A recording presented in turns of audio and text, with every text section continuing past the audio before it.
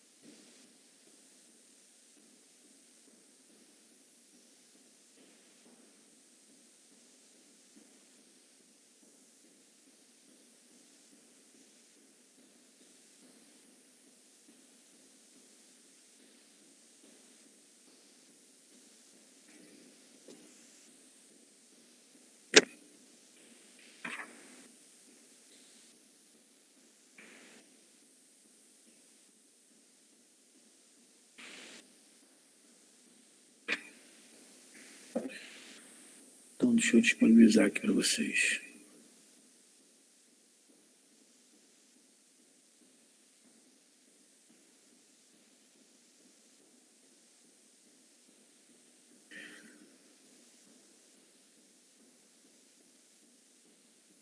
Então, vamos lá, galera.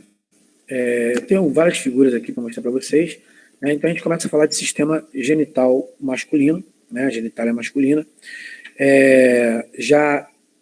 Adianto para vocês que é um sistema que praticamente é todo externo, ao contrário do sistema genital feminino, né? Ele vai ser caracterizado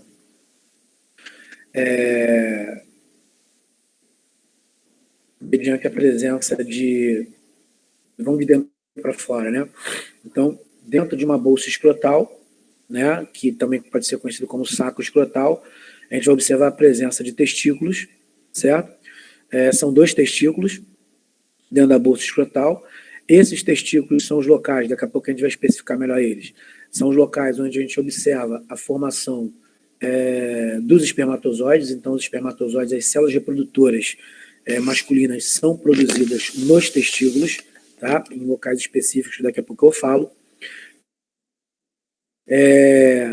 Numa visão aqui geral, esse testículo ele vai ter acoplado, cada um deles, em sua região superior e em grande parte lateral desse testículo, a presença de uma estrutura chamada de epidídimo. Tá? Esse epidídimo, ele nada mais é do que uma continuidade de alguns túbulos importantes que estão dentro do testículo e que acabam direcionando o espermatozoide para essa região. O epidídimo ele tem a importante função de armazenamento de espermatozoide, só que não é somente o epidídimo que vai apresentar esse armazenamento. Esse epidídimo que você vê aqui, ele vai então dar uma volta aqui embaixo e dar origem a essa estrutura que é o canal deferente. Tá? Esse canal deferente, então, que você está vendo, ele vai se estender por aqui.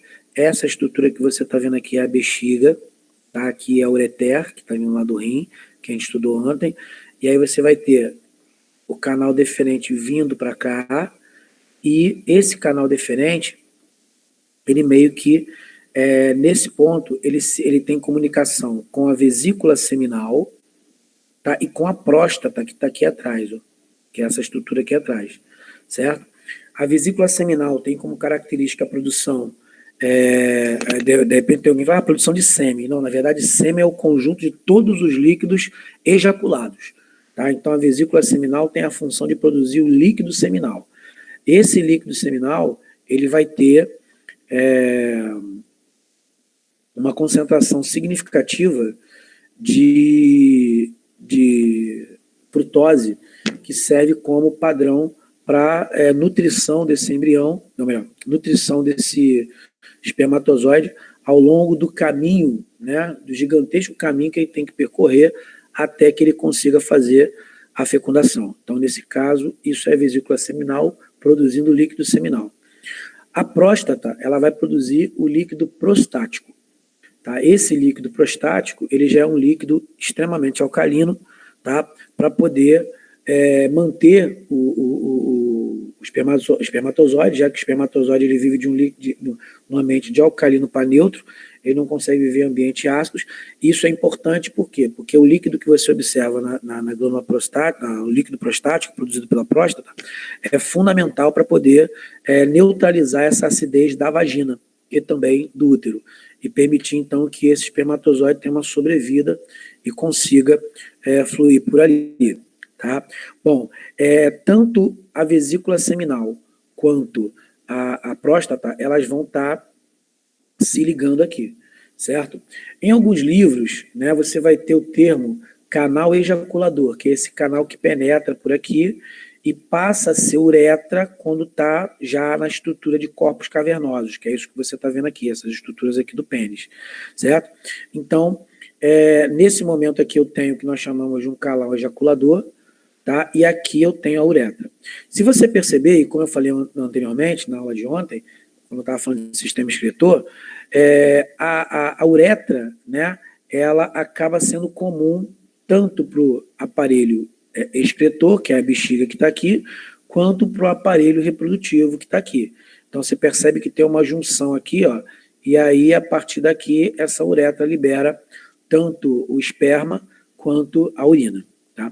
Outro aspecto importante que é fundamental que a gente fale é que aqui nessa região, que você pode observar, bem na base, né, dos corpos cavernosos, nós vamos ter o que a gente chama de glândula bulboretral.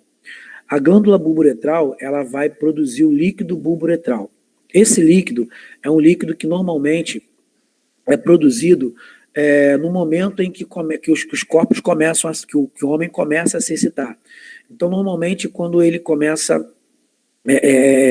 a apresentar as primeiras ereções no momento do relacionamento, ele começa, então, a liberar o líquido bulboretral. Qual a importância desse líquido bulboretral? Como eu falei anteriormente, a uretra ela é comum tanto ao aparelho excretor quanto ao aparelho reprodutor. E você sabe, porque eu expliquei isso ontem para vocês, que a urina, devido à liberação, à secreção de OH+, ela é ácida. Eu comentei com vocês que lá no túbulo contorcido distal existe a secreção, né, de OH+, fazendo com que a urina fique ácida.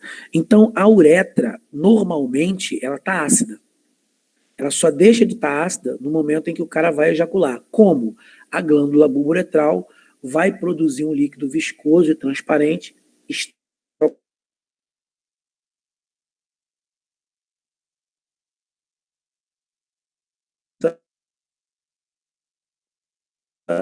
a ejaculação. Então, com o pênis ereto, ele começa a liberar uma secreção viscosa e transparente, tá? Que é, na verdade, o líquido da bulboretral já limpando a uretra, porque, a princípio, esse homem vai ejacular, já que ele está com o pênis ereto, tá? Bom, um aspecto interessante sobre isso também é que, nesse líquido, já há a possibilidade, né, de ter espermatozoides. Né? Aproveitando que eu estou falando isso, galera, e como é um assunto que às vezes tem muita gente que tem curiosidade, vocês podem me interromper à vontade para perguntar, para questionar, né? Porque é importante que vocês saibam de alguns detalhes que, porventura, vocês têm curiosidade. Tá? Então, pode entrar em contato, pode perguntar, pode questionar, que eu estou aqui, o que eu souber eu vou explicar para vocês. Bom, então, dessa forma, nesse líquido, Por exemplo, quando as pessoas veem, o rapaz, o homem está muito tempo sem ter relação sexual, ele pode não ter apenas armazenamento de espermatozoide aqui. Ele pode ter armazenamento de espermatozoide ao longo do canal deferente. E às vezes até aqui. Se ele tiver com espermatozoide mais ou menos aqui, não vai ter uma quantidade de espermatozoide como se fosse uma ejaculação, milhões, tá? Mas esse líquido pode vir a ter espermatozoide. Marcelo, esse líquido pode vir a engravidar? Dependendo da sorte do indivíduo, pode. Né? Então, se às vezes é uma gravidez, não é o que ele desejaria, o casal deseja, esse líquido pode culminar numa gravidez indesejada, infelizmente. Tá? Bom, analisando a estrutura do pênis, né, que está aqui em corte, a gente vai perceber que no interior dele vai ter a presença da uretra, tá, que está passando aqui, a presença dos corpos cavernosos, né, o pênis ele não vai apresentar nenhuma estrutura de nervo, de osso, de cartilagem, nada disso. Na verdade, existem cavidades esponjosas, tá, que permitem o entumecimento do pênis, o endurecimento do pênis, mediante o quê? Mediante bombeamento de sangue. Então é como se fosse um processo hidráulico. É como se fosse um processo hidráulico. Né? Aquela estrutura ela está vazia, né? Aquelas cavidades, aquela esponja está vazia. Quando começa a acontecer o bombeamento de sangue para ali, elas começam a sofrer pressão e então aquilo vai e fica na forma ereta, que é a forma que ele vai apresentar quando ele está sob pressão, quando ele está sob essa pressão do sangue. Né? Então, isso caracteriza a importante função dos corpos cavernosos, que está aí relacionada a entumecer, né, a deixar o pênis ereto. Para esse pênis, então, poder ser acoplado à vagina, ao canal vaginal, no momento da cópula, e dessa forma, então, permitir que aconteça a ejaculação. Outro aspecto importante da estrutura do pênis é a região de glande, né, que a galera vulgarmente chama de cabeça peniana. A glande é a região do pênis onde o homem vai ter uma quantidade significativa de receptores sensitivos. Né, e é graças a esses receptores sensitivos que esse homem passa a apresentar excitabilidade e passa então a entumecer e ficar com o pênis ereto para poder caracterizar a cópula. Certo? Então, isso que eu acabei de falar para vocês é mais ou menos uma geral anatômica, né, da estrutura da genitália masculina. Correto? De repente tem alguém perguntando sobre, ou questionando, ou imaginando aí o lance do exame de próstata, né? Por que o exame de próstata ele acaba sendo mais aconselhável para poder identificar algum tipo de problema? Porque através do toque retal, ó, aqui é a estrutura do toque retal, tá? A próstata está aqui, ó, coladinha. Então, com o dedo aqui, o médico consegue perceber algum tipo de anomalia, de reentrâncias, de caroço, de protuberâncias na região da próstata. E a partir daí ele consegue, então, identificar se tem alguma coisa errada. Certo? Então, por isso que o exame de próstata é feito através do toque retal. Certo? Até aqui alguma pergunta, alguma dúvida, galera? Não, tudo tranquilo. Tranquilo aí? Dúvidas? Meninos, meninas? Beleza? Bom, vindo então para o outro esquema aqui, que mostra praticamente a mesma coisa, né? Só que aqui ele não mostra a glândula bulboretral, ele vai mostrar todas as glândulas aqui, mas não vai mostrar a glândula bulboretral. Eu vou até fazer um negócio aqui, aproveitar que eu estou mexendo nisso. Vamos lá.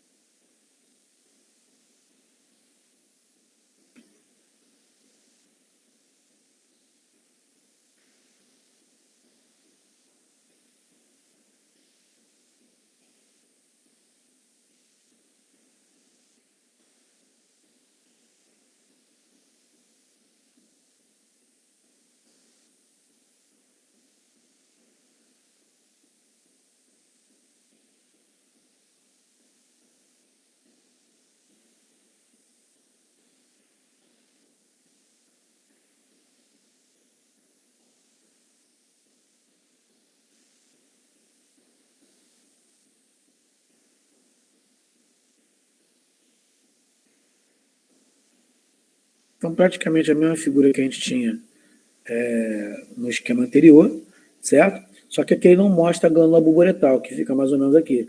Mas mostra novamente, né? A estrutura da vesícula seminal, né? Aqui eu tenho a bexiga, a próstata daqui embaixo, né? Aqui ele mostra os corpos cavernosos um pouco mais detalhados, a estrutura da glande também um pouco mais detalhada, certo? Isso aqui é o que a gente chama de estrutura genital, conforme eu já tinha mostrado para vocês no esquema anterior. Tá? E aqui nessa figura, né, que eu vou fazer a mesma coisa que eu fiz na outra, eu vou dar uma visão geral, uma visão melhor do que nós conhecemos como testículos. Né? Então, a estrutura que a gente vai observar aqui melhor é exatamente essa estrutura do testículo, certo?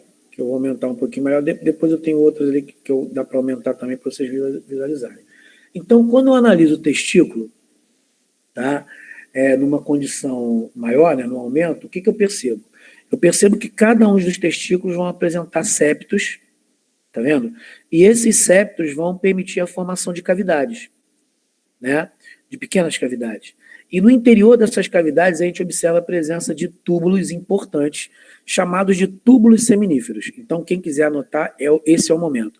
Os túbulos seminíferos é exatamente o local onde acontece a produção de espermatozoide, de maneira específica. A produção de espermatozoide acontece no testículo, beleza, mas de maneira especificada, ele vai acontecer no interior dos túbulos seminíferos. Esses túbulos seminíferos ficam no interior de lóbulos espermáticos, né? Então, os septos, eles vão dar origem a lóbulos espermáticos, onde eu vou ter aqui os túbulos seminíferos.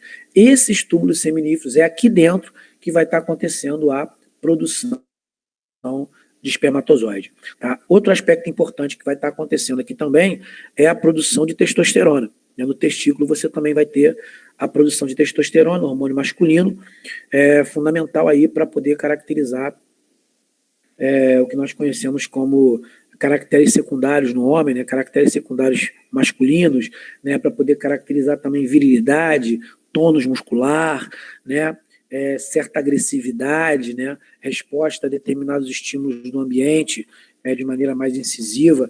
Isso aí tudo está ligado à testosterona e a gente vai comentar um pouco melhor, até porque eu já falei de endócrino com vocês, né, então a gente vai comentar rapidamente para poder identificar isso. Bom, esses túbulos seminíferos, eles então vão, como você percebe aqui, ó, vão se unir, né, e vão dar origem à estrutura do epidídimo, que está aqui, ó.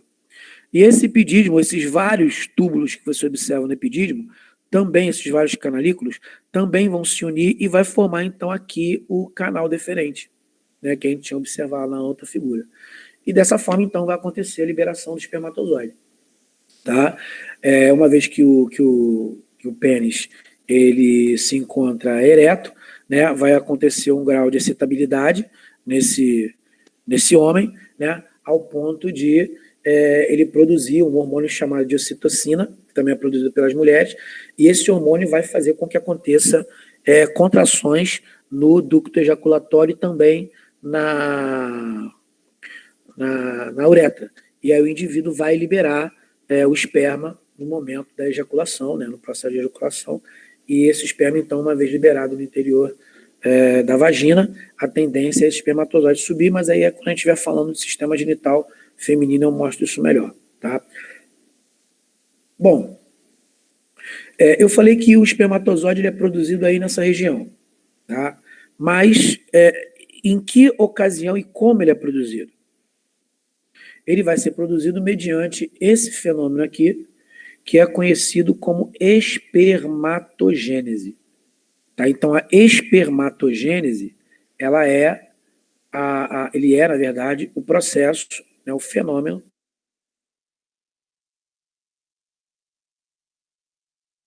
onde nós observamos a produção de espermatogênese. Vai estar acontecendo aonde? Vai estar acontecendo lá nos túbulos seminíferos. Essa espermatogênese ela se divide em 4 etapas, 4 momentos, 4 períodos, 4 fases, que são uma fase de germinação, fase germinativa, que também pode ser chamada de fase de multiplicação, fase de crescimento, fase de maturação e fase de diferenciação. Então, a espermatogênese é um tipo de gametogênese. Nós temos dois tipos de gametogênese: espermatogênese e ovulogênese, formação de óvulos. A espermatogênese é um tipo de gametogênese, tá?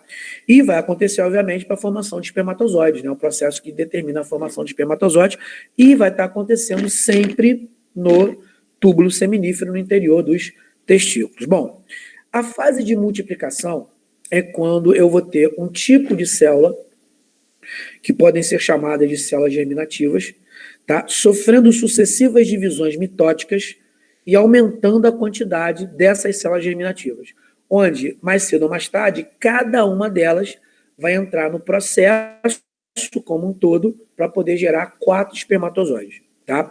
A essas células germinativas, nós damos o nome de espermatogônias, que são essas que você está vendo aqui. Ó.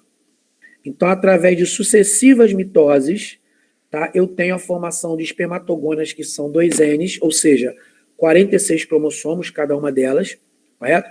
E essas espermatogônias 2 Ns, que apresentam 46 cromossomos, vão entrar se dividindo, vão estar se dividindo constantemente, certo? Bom, vai chegar um momento, e eu vou escolher apenas uma delas para poder mostrar para vocês, que essa fase de multiplicação, a célula ela já formou a espermatogônia, ela está formada, então ela vai sair dessa fase de multiplicação, porque ela já dividiu, e vai entrar numa fase de crescimento. Essa fase de crescimento, ela vai mudar o nome da espermatogônia.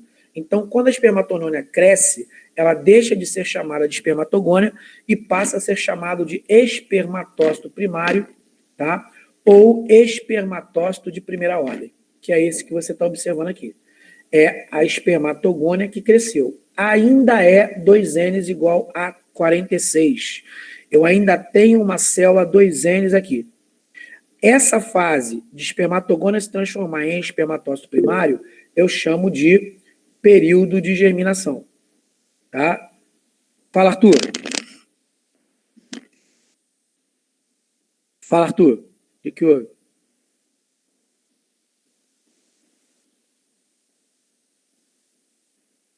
Cara, olha só, bota sempre na cabeça o seguinte: nenhuma pergunta é idiota quando você realmente tem a necessidade de saber. Nenhuma delas. Né? Pergunta, se você não sabe, ela não é idiota, ela é um questionamento plausível para você poder adquirir informação. Então, por favor, pode fazer a sua pergunta.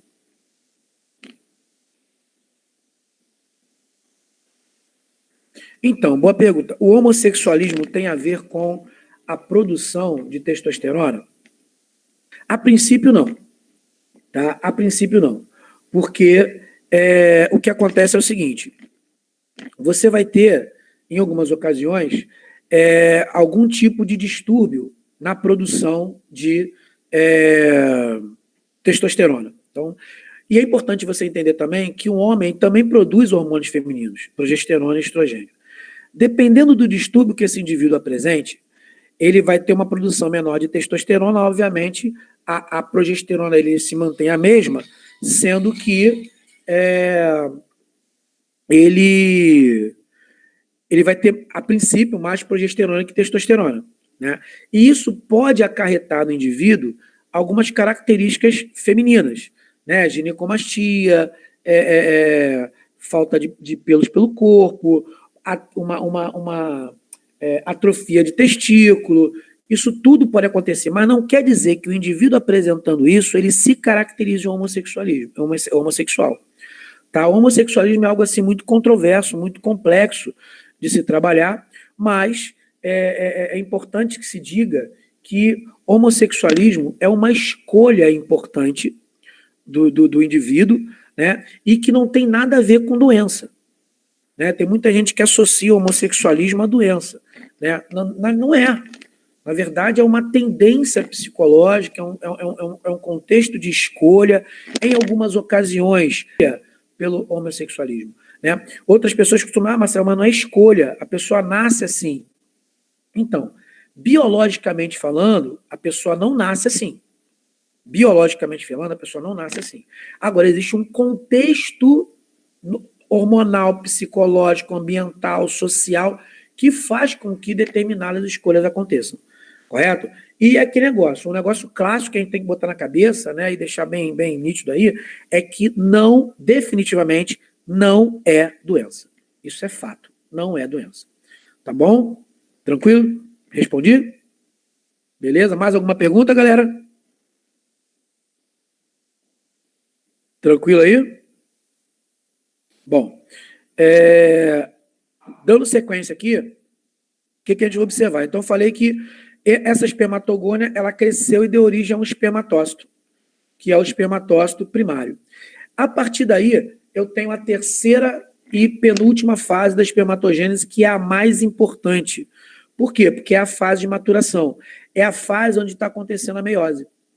Nesse momento, você percebe nitidamente que esse espermatócito 1 sofre a meiose 1. Ó. E essa meiose 1 ela é reducional. Então, a célula que era 2N igual a 46 dá origem a duas células N igual a 23, que já muda de nome, que é o espermatócito secundário. E que tem que ter uma atenção muito grande em prova. Por quê? Porque até o momento, espermatogônias, células germinativas e espermatócito primário eram células 2N igual a 46. Aqui eu tenho a primeira célula N igual a 23. Então, teve uma meiose reducional. Tá? Essa meiose 1 é reducional. Ainda no período de maturação, né, na fase de maturação, nós vamos ter cada uma desses espermatócitos 2 sofrendo uma meiose 2.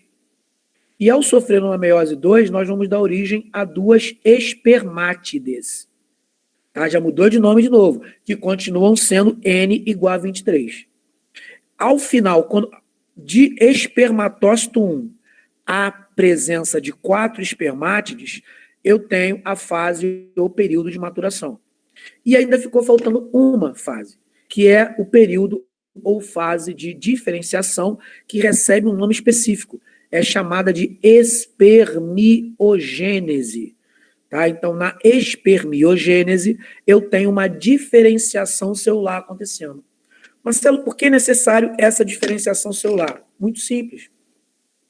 Ela é necessária pelo fato de você ter uma espermátide sendo uma célula muito grande, uma célula que não tem flagelo, uma célula pesada, que não tem nenhum tipo de possibilidade de exercer a função que o espermatozoide tem, que é de ser liberado na vagina, subir pelo útero, subir pela tuba uterina e chegar lá no primeiro terço da tuba uterina para poder fecundar.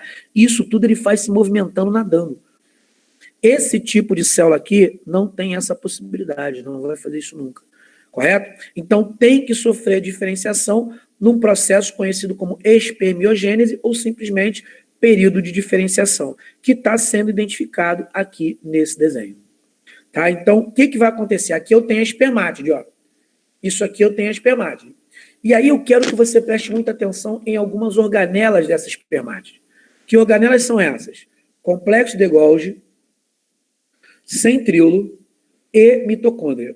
São 3 organelas importantíssimas que devem se prestar atenção nela quando a gente fala de espermiogênese. Por quê? Porque são elas que vão determinar as principais modificações para desencadear a diferenciação de uma espermátide em espermatozoide.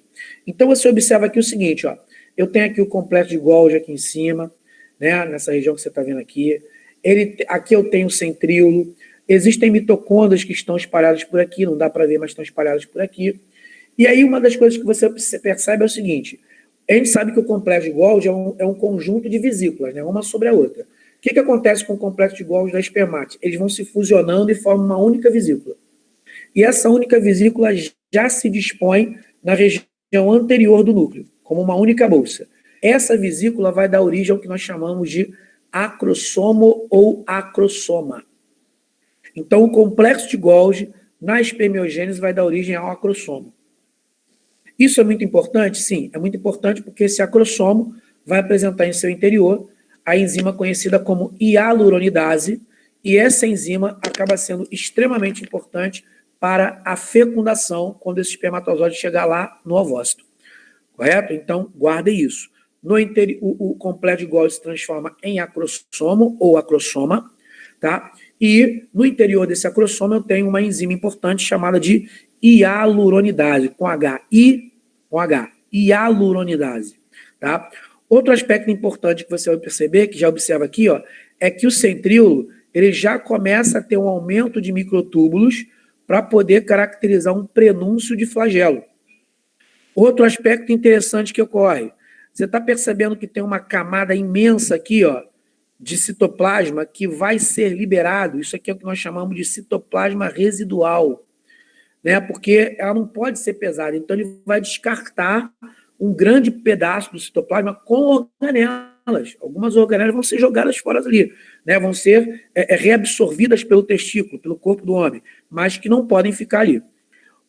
Ficou faltando falar de quem? Da mitocôndria.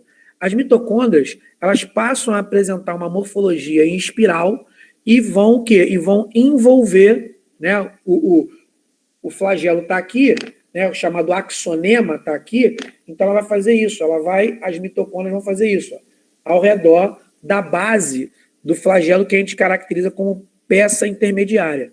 Ao final do processo, você vai ter uma célula bem menor, com um flagelão grandão, né? Toda essa região vermelha aqui é a acrossoma, o núcleo está aqui embaixo, tudo isso aqui é a peça intermediária repleta de mitocôndrias, e aqui é o flagelo que vai bater para poder, então, levar esse material genético, esse espermatozoide, até o ovócito.